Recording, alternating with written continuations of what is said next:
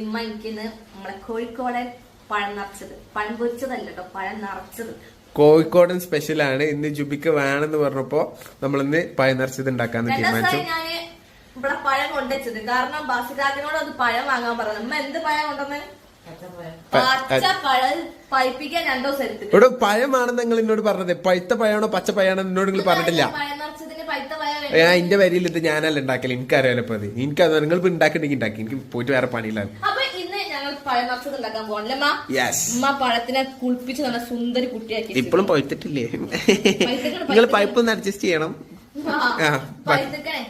പിന്നെ അതിലേക്ക് ഉമ്മ തേങ്ങയും പിന്നെന്താ അണ്ടിപ്പരിപ്പ് മുന്തിരി ആദ്യം ഇട്ടു. ഓക്കെ, എണ്ണ ചൂടാക്കിയിട്ട് അതിലേക്ക് അണ്ടിപ്പരിപ്പ് മുന്തിരി ആദ്യം ഇട്ടു, തേങ്ങ ഇട്ടു.